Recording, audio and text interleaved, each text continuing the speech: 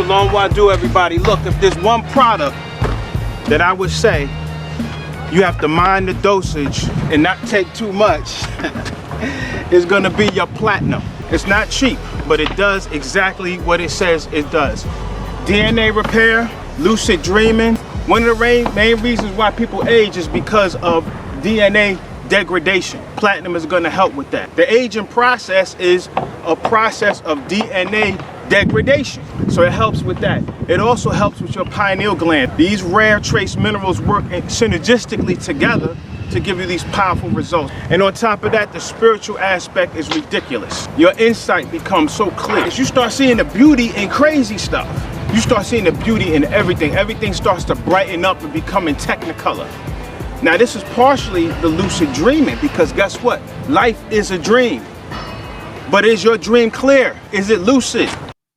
The men who created the Christian religion, especially the Roman Catholic aspect, they didn't include this book in the canonized Bible. The canonized Bible is the Bible that was the accepted collection of books. That's all it is, because the Bible is just a collection of books that they cherry picked in order to create the religion that they wanted people to follow. So certain books were discarded because it didn't fit what they wanted to create.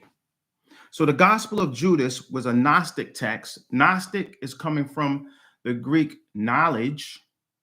Remember, knowledge, the true teachings of Christ was a teachings about knowledge, not just any knowledge, liberating knowledge, right? Which we call right knowledge.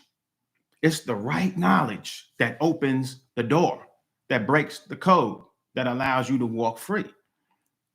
So it's a Gnostic text upon which Jesus was the original. All the disciples, or should I say the Essenes, were Gnostics. Christianity did not exist. The word Christ did not exist hundreds of years later. Okay, these are all facts. It was discovered in 1970, and it dated around the 2nd century CE, and it offers a radical different story of Jesus and Judas, particularly in light of the cosmology. And cosmology is the framework and the model of the belief system. And it provides a profound critique of the material world. In fact, Gnosticism is all about getting off the material world, right? We're going to talk about that, suggesting it was created not by a supreme God. It doesn't suggest, it clearly states that this physical world was not created by the supreme God, but a lower deity, an ignorant deity, okay, called the demiurge, who deceives humanity and keeps them trapped. In fact, just to go a little further, it traps souls. It's a place where beings are trapped and enslaved. That's what this realm is. So the demiurge in the false world, the material world is a flawed creation. In the Kabbalah, or the tree of life, we go into that. This realm is actually complete darkness. It appears to be light because of that's the whole movie, that's the animation, right? There's no light inside the center of your brain whatsoever. It's complete darkness. But the data that's being fed to your sensory organs, it goes into this dark place, which processes information and gives you this reality of light. There is no light. You're having the experience of light based on a code. The Kabbalah teaches us that this realm is the 1% realm, for it only receives 1% of the light of the Father, of the source. You only get one slither of the glory. Can you imagine the most powerful and the most joyful and the most explosive event, or even the most explosive orgasm you ever had, times that times 100? That's the perpetual state that we are in our true nature. The most powerful orgasm you ever had, times and times 100. That's the state of the glory of God, of the source. Many of us have small vestiges of that remembrance. This is why we are alone, socially awkward. We're interested in other planets, other dimensions, religion, God. We just so fixated on that because we come from that realm. This realm is not enough. It's not enough. We need something more. This can't be it. Just like you go to church, you hear those stories, like you got to be something more. That's it? Nah, can't be. I feel it in my bones that there's got to be more. There's much more. So the false world is the material world created by a lesser God called the demiurge, who is the craftsman or the architect. This is what the Masons talk about. See, I'm stirring up all types of beehives, right? The craftsman, he doesn't really create, he just makes things. This is why the book of Genesis is not, when you translate the word Genesis in Hebrew, it's Barashith, and it means to fashion, to make, to reorder and reorganize. This is why I said, be fruitful and multiply and replenish the earth. Why are we replenishing the earth? You mean to tell me there were people here before? You just told me you just created Adam and Eve and nobody else ever existed. Then they turn around and say, replenish the earth and refill the earth. If you don't believe me, crack open that dusty Bible and read the book of Genesis just one more time and watch your jaw drop. He was right. Genesis means to remodel and remake. So apparently, that's not creation. There's a difference between create and make. Create is to bring something into existence out of nothing. Make is to construct things, right, based on materials that are in your environment. Man is a maker. Elijah Muhammad said the original man is the maker, the owner, and the cream of the planet Earth. It never said creator. The maker. We fashion, make, and mold things. So he is the craftsman that molded this world. He's not evil per se, but it will manifest as evil if you are ignorant. For he is ignorant and arrogant and believes himself to be the only God. Okay? And I was going to read through the entire book of Judas. I decided to create a summary of it and condense it for your understanding, because it's very meticulous how the Christ was breaking this stuff down to Judas. Very detailed, and some of it is broken up because the scrolls had deteriorated a little bit. But the Gospel of Judas, the demiurge and his fellow archons, those who went through break 3, you know about the archons.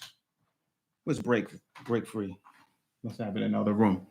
The archons, or the rulers.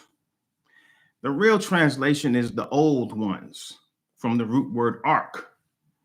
Okay? And they are referred to as Sackless. In fact, Sackless is one of them, which means the fool, and Nebru, who is the rebellious one. Okay? And these are the beings that preside over the cosmos. It's not just the physical earth, it's the entire physical universe, anything physical. Okay? These rulers created humanity, but they did so without the full knowledge or authority of the true transcendental God, or the source. Okay? Sackless was the one who actually fashioned the physical body, and they were the architect of the matrix, which is the human brain, which has constructed everything you see, hear, touch, taste, and smell. Okay? The demiurge and his minions constructed this false world, which includes the material universe and even aspects of traditional religion. This whole idea of bowing down to a being. Okay? keeping people trapped in an illusion and ignorant of their divine nature. Okay? So this traditional religion where you have to constantly validate this being. Why do we have to keep telling you how great you are? You ever asked that? You have to supplicate. We have this worship service. Come on and worship, worship, worship. What kind of a being needs constant worship? I'll give you a clue. It's a psychological term that people throwing around a lot. What kind of psychological disorder is centered around a being that always has to be worshiped? Constant validation. They're never wrong. Infallible. They love to have people a narcissist. See? So if anybody ever calls you a narcissist, well, tell them I'm just like the God, pretty much. God is the ultimate narcissist. You follow me? Constant worship. And it's not so much that the teachings, but it's the minions and these religious leaders that push this on. Okay, they encourage it. They put guilt on you. You gotta worship, worship, worship. You ain't gonna worship yourself out of this illusion. You're gonna just be deeper in the illusion. You see, the original worship that we had in ancient Chem was not about bowing down to the entity. It's about becoming and aligning yourself vibrationally with the deity, right? So that you can manifest their power to get certain things done. Tapping into or set energy when it's time to be accommodating and nurturing. Tapping into Heru energy when you need your leadership and your fire and your courage. Tapping into Ma'at when you need to come from the heart and learn to share and balance and truth. We didn't just worship. No, we became that entity. You must become that which is worshipped. That is the original, that's the original purpose of it.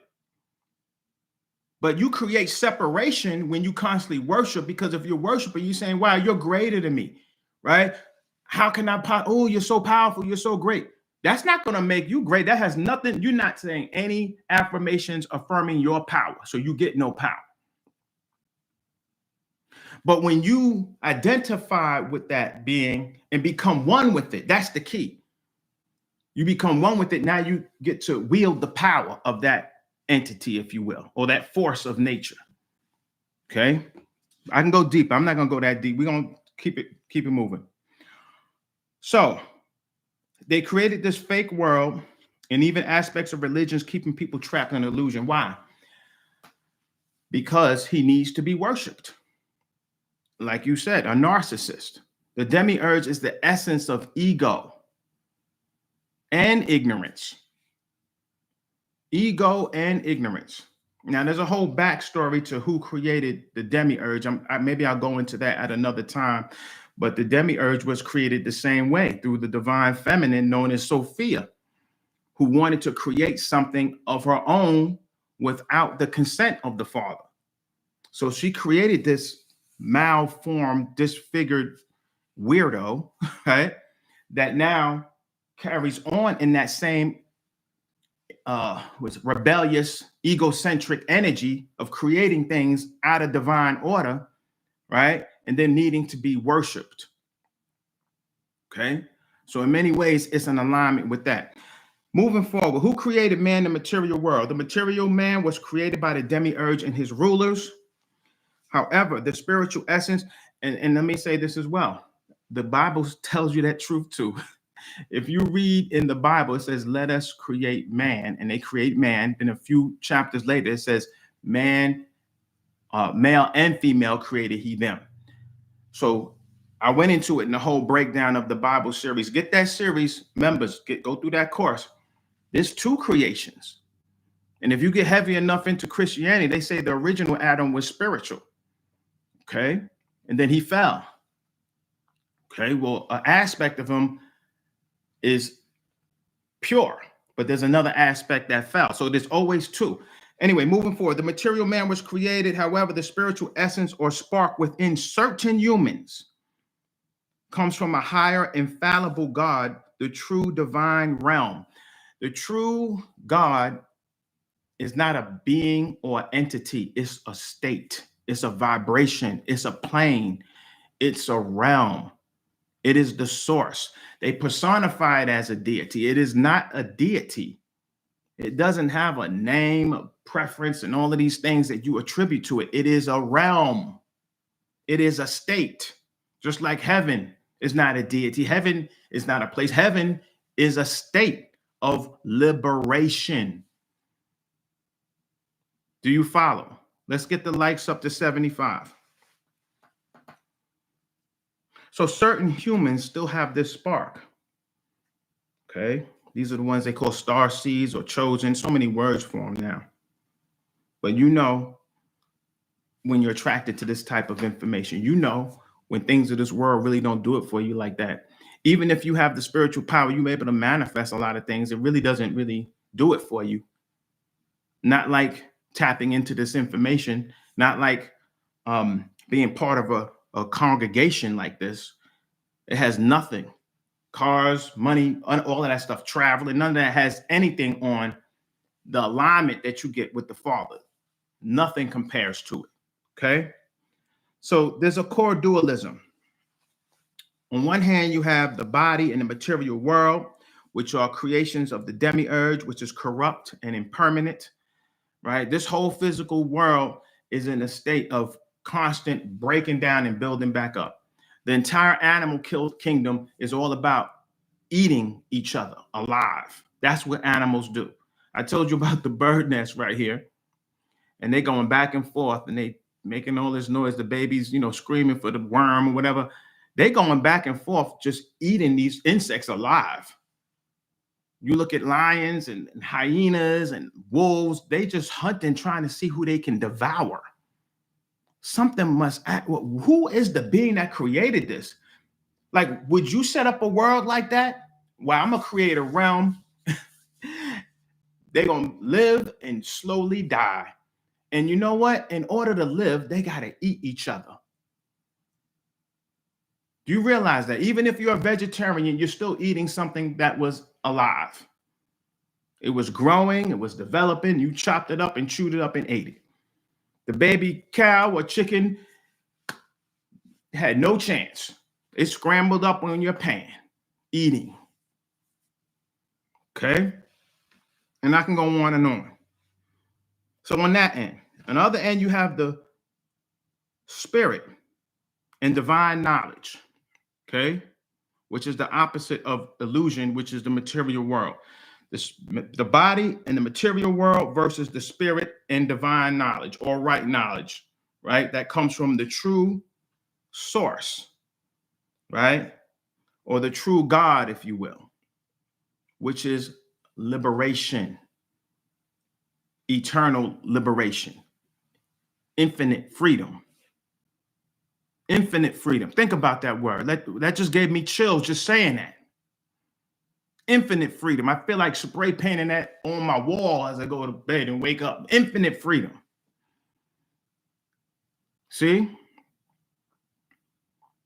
In the Gospel of Judas, Jesus tells Judas that most of disciples worship a false god. In the Gospel of Judas, Jesus tells Judas that most of the disciples worship a false god, giving you a clue that Judas wasn't one of them that worshiped that false god. Okay, and it's interesting too, because Judas was of the tribe of Judah, okay, which is the same tribe Jesus was of. So mistaking him for the true father, okay, Judas, by contrast, was told secret knowledge and comes to understand that the true God transcends the creator of this world. Sorry, but the God of this world is the devil. The God of this world is the devil. The God that people worship is the devil. Anybody you know worshiping any deity, they worshiping the devil. because they're worshiping and feeding into a narcissistic personality and a narcissistic tendency. You're enabling some entity to feed off of your attention, feed off of your validation. You follow me? So energetically, I don't care who it is. You bow down to it, you bow down to the devil. How you know, Nazir? I mean, I need a clue in the Bible. Let me give you one really quick. Remember when Satan took Jesus to the mountain? And he said, I can give you all of this if you just fall down and worship me. Right? I can give you all of this. I can give you riches. I can make you a king. I can make you powerful. If you just fall down and worship me, that's giving you a clue. A, the devil loves worship. B, the devil owns the world. He owns the world, created the world. He's the God of this world. This is why he can offer you things of this world. The Gospel of Judas portrays Judas not as a traitor, but as the... Shalom, Uncut, everybody. Once again, Nazir Ra, and I'm about to make my Candida killer tea. And if you can see, all the herbal blend is in there. And one thing that you have to do when you do it on the stove top is you have to strain it. You have to, boil it, you have to seep it, and then you strain it. And what that does is just give you extra steps. So right now I'm going to tell you a quick way to do it so that you don't have to have all those steps. Simply get yourself a regular coffee maker. You can get those for $20 at Target or at Walmart, and get yourself some organic coffee strainers. And what you do is just simply make it like you're making coffee. It's very simple. One of my members reminded me of that technique at the event, and I was like, wow, that's very powerful. So you just make it like coffee. Is your strainer right there, right? You drop in your tea. I'm gonna put 3 this time, right? And I call this my ultimate detox tea because I'm also gonna add the skin tea, okay? I'm gonna add the skin tea. This is gonna be a liver, kidney detox, which helps purify your blood and gives you clearer skin. Candida gives you dandruff, dry skin, eczema, moodiness, all the things that just makes you a foul looking, funky person. We don't want to be like that. We want to be clean. We want our breath to smell good. We want our skin to shine. We want our teeth to shine. We want our eyes to shine, because we are the golden race, right? So we put all that in. We're going to grab some water. Get the water out of my thermos right now. By the way, you should be drinking out of stainless steel. No plastic water bottles. It excretes xenoestrogens, give you man boobs, right? If you're a male, if you're a female, water retention and a lot of overweight. So you simply press start, and it's going to boil it. It's going to seep through, and it's going to make your tea. It's automatically going to be strained. It's automatically going to be seeped, and it's going to be ready to consume. There we go. It is now ready. Beautiful, right? Now, mind you, it's still going to be piping hot. So you got to let that sit for at least 15 minutes or so to let it get to a warm. Look at that, beautiful, seeped. This is going to clear up your skin. This is going to help you get a better sleep. This is going to be great for your skin, nails, and hair. I'm telling you, when you eliminate parasites, your uptake of nutrient goes up, so your skin is able to contain more moisture, and it's just excellent for overall health in your body. So shalom, Akhet. Thank you so much. We'll see you next time.